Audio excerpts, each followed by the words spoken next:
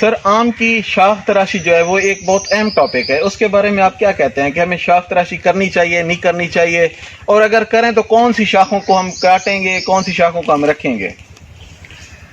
یہ ویسے تو بہت لمبا ایک موضوع ہے، لیکن مختصراً میں کچھ گزارشات کروں گا جی کہ ایک تو پودے کی شاخ تراشی کرنی چاہیے، ہر سال کرنی چاہیے، صحیح، باقاعدگی سے کرنی چاہیے. ٹھیک ہے. اچھا، اس شاخ تراشی سے ہم نے اچیو کیا کرنا ہے؟ جی اچیو ہم نے یہ کرنا ہے کہ پودے کو چاروں طرف سے روشنی ملے، ٹھیک، اور پودے کے اندر بھی روشنی جائے. صحیح، ہم نے پروننگ اس طرح کرنی ہے کہ ہر پودے کو چاروں طرف سے روشنی ملے اور روشنی اس کے اندر بھی جائے. یہ ہمارا الٹیمیٹ ٹارگیٹ ہے. ٹھیک ہے. ٹھیک ہے. اب کاٹنا کب ہے اور کہاں کہاں سے کاٹنا ہے؟ جی عام طور پہ جو آم کی پروننگ ہے نا، جی اس کو ہم 5 حصوں میں تقسیم کرتے ہیں. ٹھیک ہے. ایک تو یہ ہے کہ جتنا جب پودے کا سائز مکمل ہو جائے، دیکھنا جو بھی پلانٹنگ جیومیٹری ہوتی ہے جی اس میں پودے کا ایک سائز ہوتا ہے. جی اس سے پودا آگے جائے گا، دوسرے پہ شیڈ کرے گا. جی تو اس کو اپنے سائز کے اندر رکھنے کے لیے ظاہر ہے اس کی سائڈ سے اور ٹاپ سے ہر سال جو ہے وہ کٹ لگانا چاہیے. ٹھیک ہے.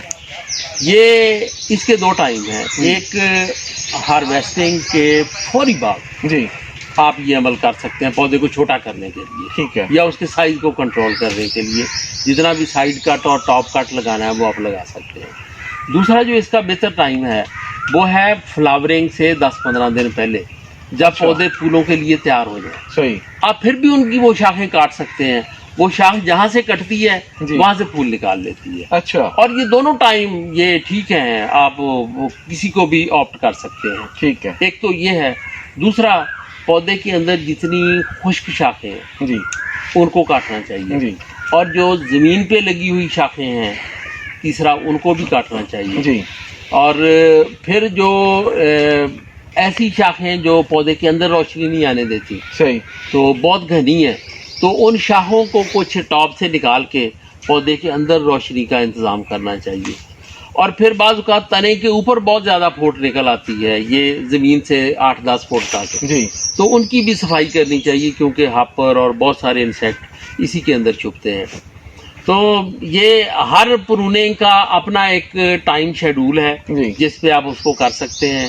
اور یہ تو ایسے کہہ لیں کہ آپ پھل والا موسم نکال دیں، جی پھل توڑنے کے بعد پھول آنے تک جی یہ پروننگ کا عمل چلتا رہتا ہے. کبھی ایک ٹائپ کی، کبھی دوسری ٹائپ کی، کبھی تیسری ٹائپ کی. اس کی وجہ یہ ہے کہ آپ ترتیب لگا لیتے ہیں. جی. اگر مکمل پروننگ آپ ایک ہی دفعہ کریں نا تو اس پہ ٹائم زیادہ لگتا ہے. صحیح.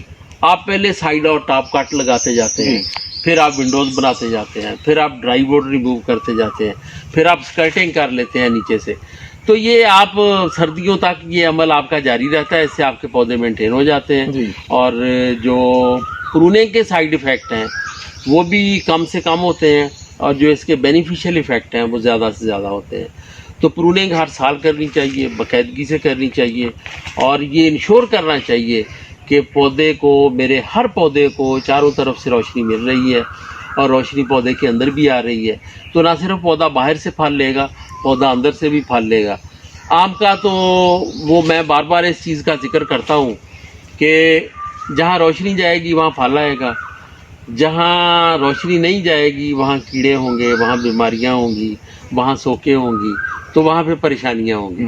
تو اس لیے ان پریشانیوں سے بچنے اور زیادہ پھل لینے کے لیے ہر سال پروننگ ضروری ہے. لیکن پروننگ کو سمجھنا پروننگ سے پہلے بہت ضروری ہے، بہت ضروری ہے. سر بہت شکریہ. امید ہے کہ ہمارے جو ذمہ دار حضرات ہیں یہ جیسے سر نے بتایا ہے اس طریقے سے پروننگ کر کے، شاخ تراشی کر کے اپنے باغات کی جو صحت ہے اس کو بھی بہتر کریں گے اور ان سے بھرپور پھل لیں گے.